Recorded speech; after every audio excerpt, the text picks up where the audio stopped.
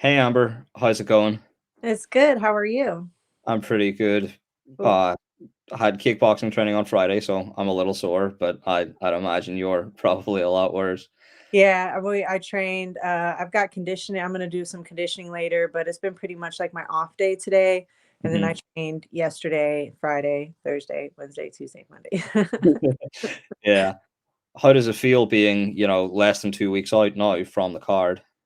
I'm so excited. Like, just been waiting for so long to have these feelings again, being out as long as I've been out. I mean, I've had like, some regional scene fights, but it's nothing like this. And, I feel because this is my 10th professional fight. My first pro fight was with Invicta. This is my 10th professional MMA fight. It just feels kind of like the first fight again, and it's exciting. I wish this week was over already. Like I'm ready to leave to Denver and just get it cracking. Yeah, it's like everything's coming full circle, right? Yeah, like, So the you're also on, cosmos are aligned. yeah, absolutely. I love to hear it. Have you ever been to Denver? Have you thought much about, the change in altitude and stuff? No, not really. I've talked to some people, a lot of wrestling friends who've trained out there, and they're like, dude, it's mental. Like, it is a mental thing. Like, if you mentally tell yourself you're gonna be fucked, like you're most likely gonna be, oh, I don't know if I can cuss on here. Yeah, you're Um, fine.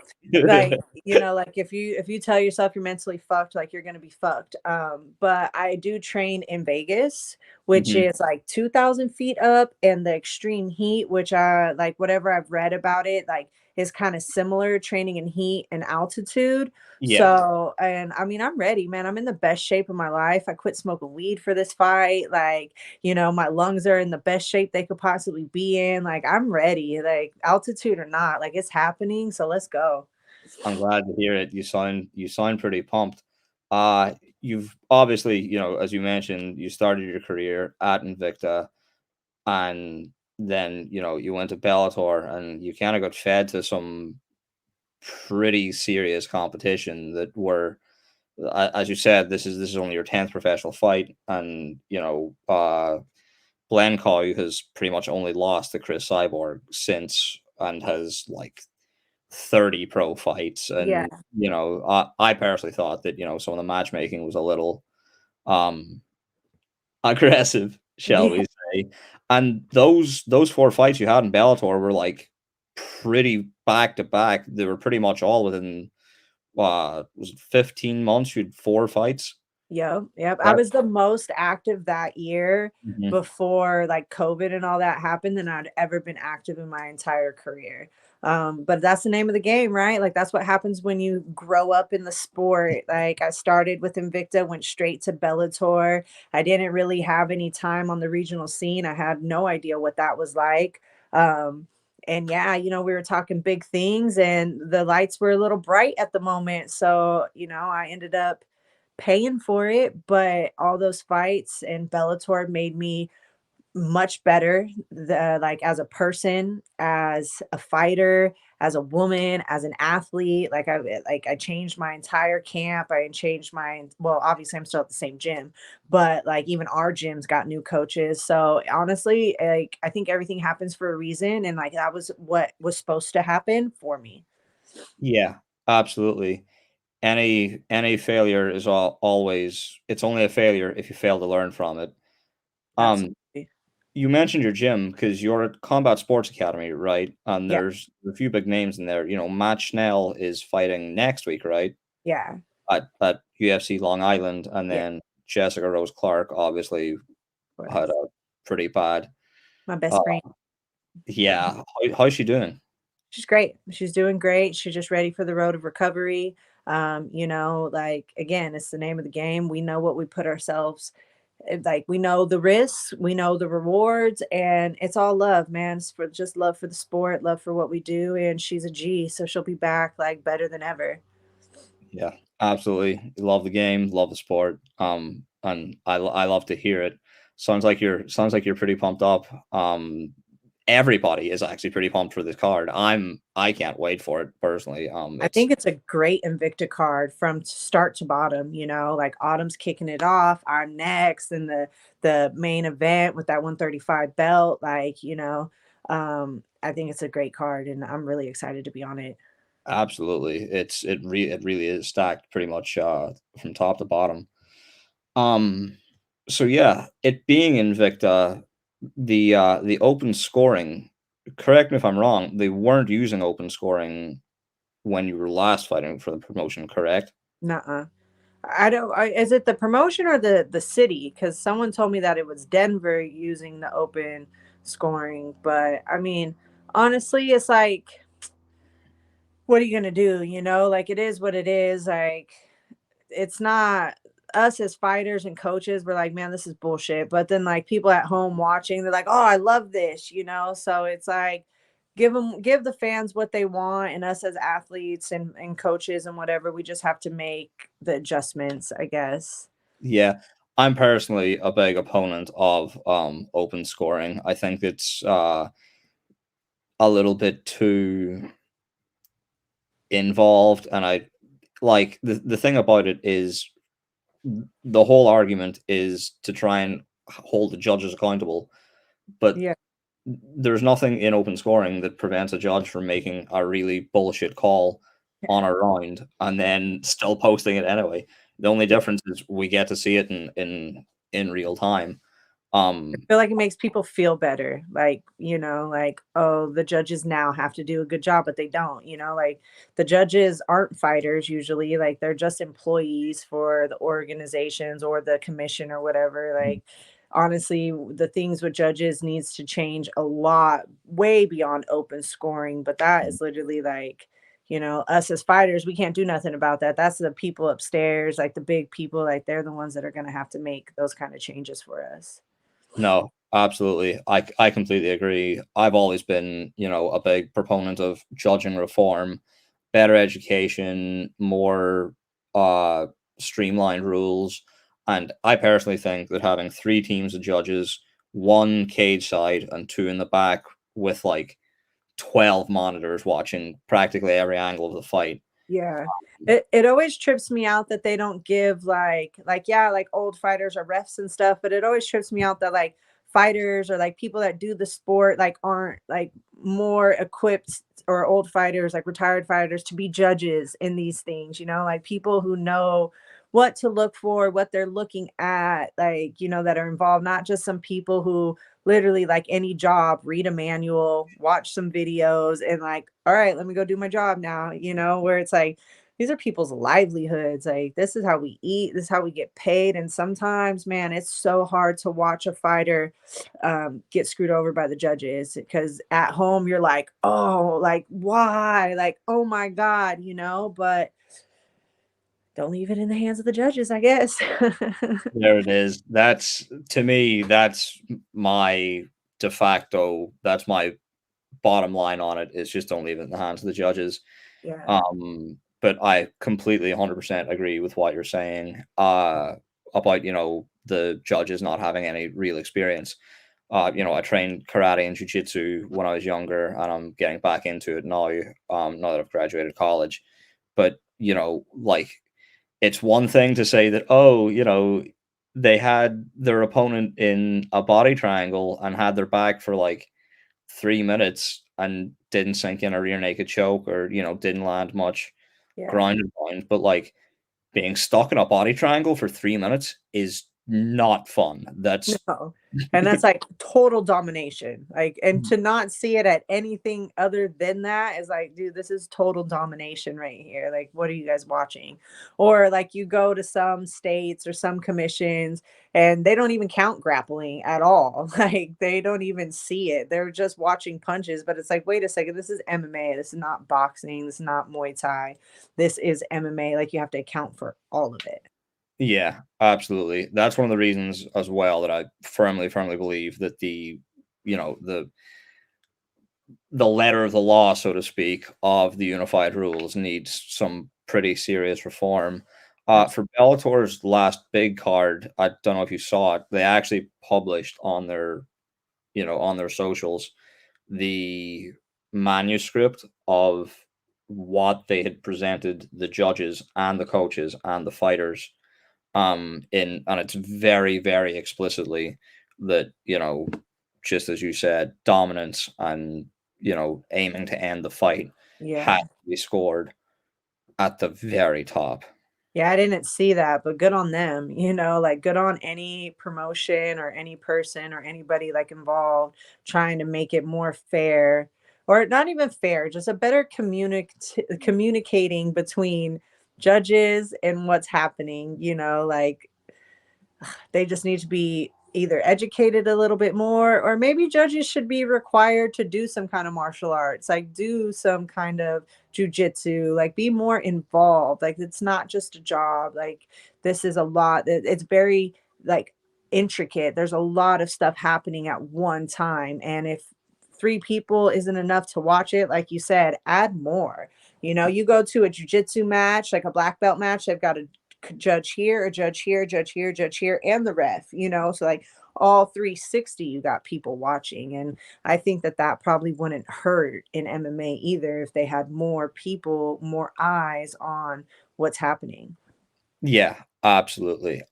That's my personal, brainchild fix for it, but Yeah, for yeah, sure. we'll see if anybody, hears that. But I do absolutely agree with you on the judges should have some degree of experience.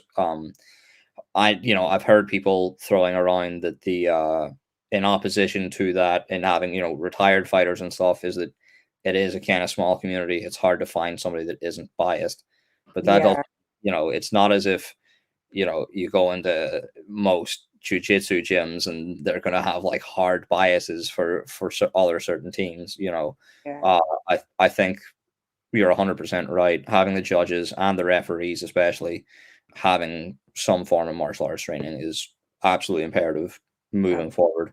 absolutely. I'm glad I'm not the only one that thinks that, because Yeah. it's true. Like if you are worried about people being biased, well, cool, then give these people some other training.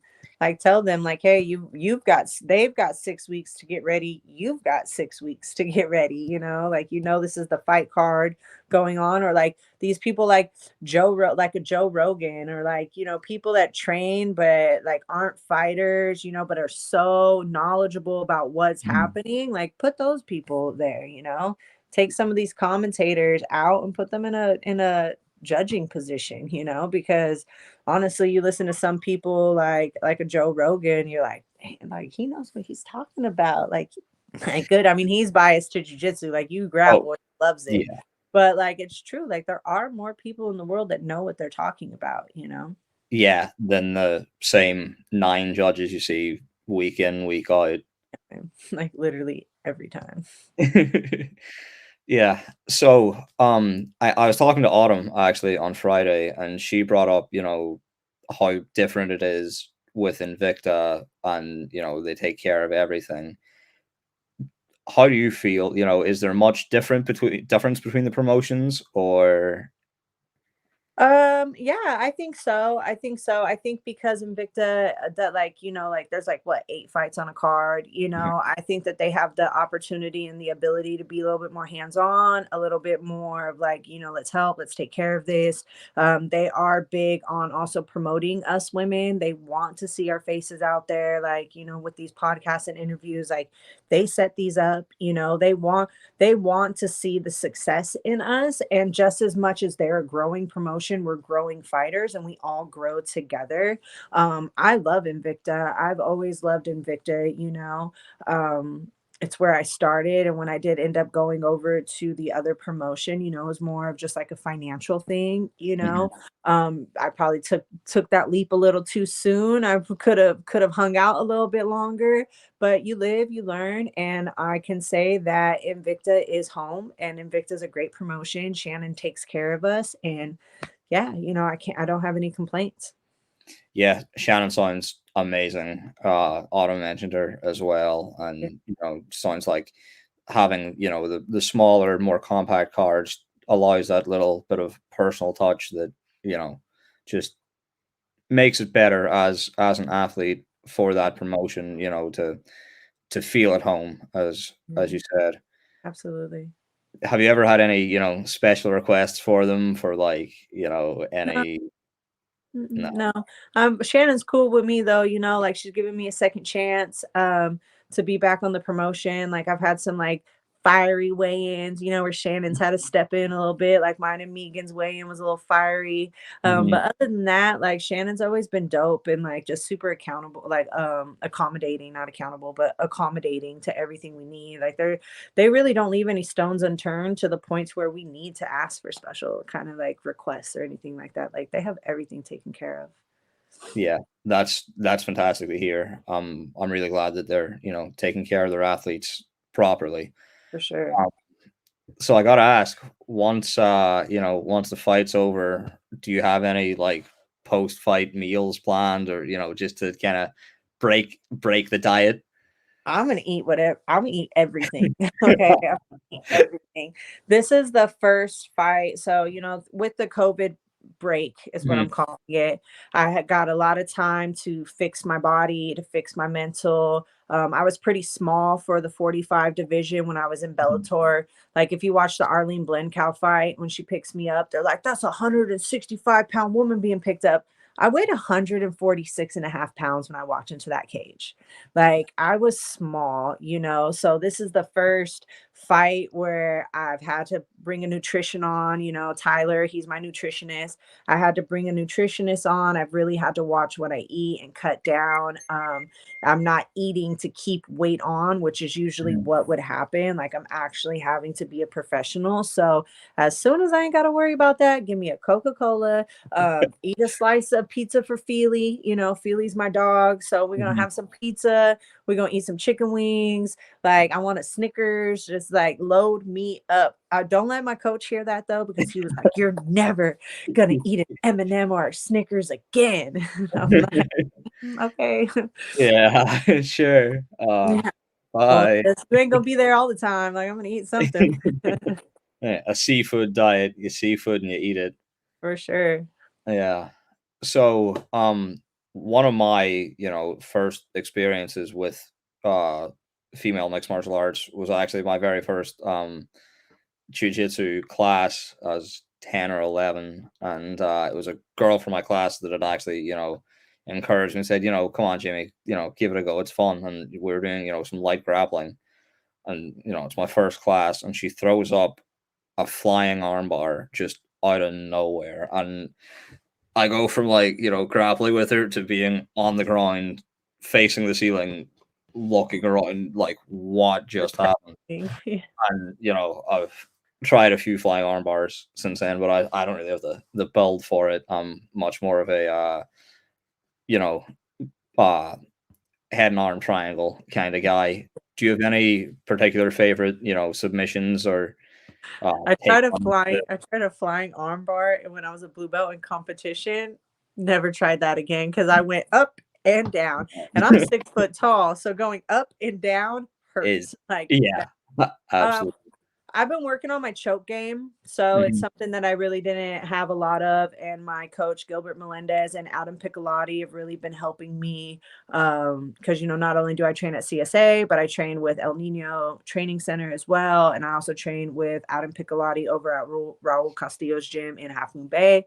mhm. And they've really been helping me with my choke game. So I've been working on like my darces, my anacondas. Like I obviously have like extremely long arms. So Yeah. like that's just been like a new thing that I've been adding to my game. When I was competing in the gi, it was like bow and arrows all day long. Like Mhm. give me a bow and arrow, like I'm gonna get you for sure. But yeah, for me, it's just really working on my choke game lately. I'm glad to hear it. Practicing any twisters? No, but I get caught in them all the time. Like my coach Adam Piccolotti, because like this arm is so long, and if I just Yeah. slightly come past myself, he Mhm. just snatches it up and I get stuck in a twister or like a crucifix or just like some weird position like this all the time. Like I have to tell him, like, you're gonna have to stop doing that because that Yeah. Well, at least you know how the setup feels, so if, yeah, yeah, give me my arm back. Like, get off yeah, screw that. for real. Uh, so yeah, um, would you like to fight again this year? Obviously, it's about the halfway point. Absolutely, absolutely, like, I'm more than expecting, like, a banger, like, I'm prepared for 3 rounds, but I'm also hoping to come out of this fight uninjured, so if I can come out of this fight uninjured, like, I would definitely like to, like, get another 1 or 2 in this year, like, let's get this ball rolling, I'm not getting no younger, I'm 34 years old, I'm ready to make that run to the top, and let's do this. I'm glad to hear it. I love the enthusiasm, love the energy, and I can't wait to see it come out. I feel the best, like, usually of course you're nervous, right? You're nervous, you're about to get into a cage with someone who's trying to kill you, like, just as much as you're trying to kill somebody else, but this is the first fight, like, in a very, very long time where I'm fully confident in my abilities. I know that there's no stone unturned. I train with the best people in the world. Like, I train with this, like, UFC fighters, Bellator fighters, men, women, like, so, like, I was just talking to Mason yesterday, who is getting ready to head to London for his UFC fight, and he was like, "Dude, you look sharp, like, you look great," and, like, I'm gonna take that, like, these are people who've made it to where I'm trying to go, and, like, if you say, like, I'm doing well, like, Feely was, like, helping me out with my Wednesday sparring, and, like, these are people who I believe in what they say, and I'm gonna take it, and I'm gonna, like, let that fuel my confidence because, like, these are some of the best in the world, and if they say, like, what I'm doing, it looks great, and is working, and is doing well, like, let's go. Yeah, I'm actually going to the London card myself, so I'm Sick, super excited for sick, it. That's yeah. that card that entire week actually is just crazy stacked. You've got the Yeah. Invicta card on the Wednesday. I think there's PFL on the Friday, Then UFC. You've got Bellator on Friday, you've got UFC on Saturday, like, it's gonna be crazy, like, our teammate Chris Gonzalez, like, I fight Wednesday, Chris Gonzalez fights Friday, Mason fights Saturday, we've got more of some of our teammates fighting Muay Thai on that Mhm. Saturday as well, like, it's just gonna be such a great week for not just me, but my entire team. Yeah, absolutely. It's this entire summer is just week after week after week of Like, I just came back from Vegas for International Fight Week, and that was even crazy. So it really does feel like now that COVID is, like, over there somewhere. Like, people are just the fights and everyone's excited and we're just so happy and, like, loving what we're doing. Like, yeah, like, me and Morgan are gonna try to kill each other, but I'm gonna shake her hand and respect the shit out of her because if I didn't have her, she didn't have me. Like, we want to be able to do this. And I know I'm hoping she feels just like I feel like, man, it's been such a long layoff for the COVID thing. I'm just happy to have the opportunity and a healthy body to be able to do what I love. Yeah, absolutely. I actually interviewed Morgan earlier today, and Yeah. she's carrying the same kind of energy. I'm Yeah. so excited Yeah. to I see think it. her and I are kinda in similar positions. She went Hmm. to PFL, didn't go how she expected. I went to Bellator, didn't really go how I expected, and here we are. And I just think it's such an amazing opportunity for her and I both, but also for the featherweight division. Like, she's a banger, I'm a banger. This featherweight division needs some blood, it needs some fire, and I think that this fight right here is the one to do it. And we're not featherweights that are going to turn into bantamweights one day. Like, we're fucking featherweights and, like, we're fighting for ourselves or we're fighting for this division as well. Yeah, absolutely. And you're both like true featherweights as well, which is huge because obviously, in some of the other promotions, a lot of the featherweights are really lightweights, and then a lot of them are just kind of blown up bantamweights as well. But the two of you are, you both have the build for it, For and sure. you both seem super healthy, and you don't neither of you seem to be cutting much weight, if Yeah. really any beyond There'll be a little bit, but it's okay. yeah. I mean, they're all you have to expect a little bit of a cut. Yeah, I Uh, definitely don't cut. Like, some of these dudes are like, we're about to cut 15 pounds. I'm like, oh my God, my coach would murder me. yeah, Literally decapitate my head and be like, all right, go weigh in without a head because that's the only way you're making weight, 15 pounds. Jesus Christ. yeah, it's crazy as, somebody that has extensive, experience in, in being treated for medical issues, I can't imagine forcing yourself to, be that dehydrated. I mean, I drink 5 or 6 liters of water a day, Yeah. and if I feel a cramp coming, I'm like, oh God, I've been bad. Yeah. So, um, I didn't ask. Was there any, real women's MMA fight that you saw, like, before you started training, that made you think, damn, I that's what I need to do? Or what made you, say that's for me, that's what I Yeah. want? There was 2. So I watched the Gina Carano and Julie Kedzie fight, Hmm. which was amazing. And like that would just like people forget that Gina Carano and Julie Kedzie were like the first, like wasn't just Gina who was in that either, there was like Caitlin Young who still Hmm. fights, Julie Kedzie, Gina Carano, like these women literally started this for us. And then it was the Ronda Rousey and Misha Tate, the first one. Yeah. And then when I seen Ronda Rousey, and I was mostly just kind of competing jujitsu a lot. Like I did a lot of jujitsu in the beginning. And then Hmm. when I seen Ronda Rousey make her debut for the UFC live with Liz Carmouche, Yeah. that's when I was like, oh, wow. Like, I want to make that walk. Like, this is serious. Like, I want to do it. Like, I want to be a part of history. Like, I want to be a part of this, of what's going on. And I've never been good at sports, but for some reason, I'm good at fighting. So, Yeah, absolutely. You know, I enjoy jujitsu, but I was never, really athletic. Don't ever ask me to kick a ball. That's not for me. Heavy bag, yes, please. people But are like, "Oh, how tall are you?" I'm like 6 foot. You play basketball? No. You play no. volleyball? No. Like Yeah, not at all. Like if you start throwing balls at me, I'm like, don't do that. Or you yeah, start throwing punches at me, and I'm like, all right, cool, I can do this. yeah, yeah. You can see where they're coming from with, Yeah, with balls. It's just, you're relying entirely on anticipating where it's going to be. for Um, sure. I like that you touched on, the Gina Carano kind of era as well, because I was listening to the Joe Rogan podcast with her a couple of weeks last week, I think. And the commission didn't want to approve her to fight that night in her debut, and now look at where we are with, She Invicta. definitely made the way. People give Rhonda a lot of the credit, which by all means, Rhonda deserves all the credit that, for blowing us up.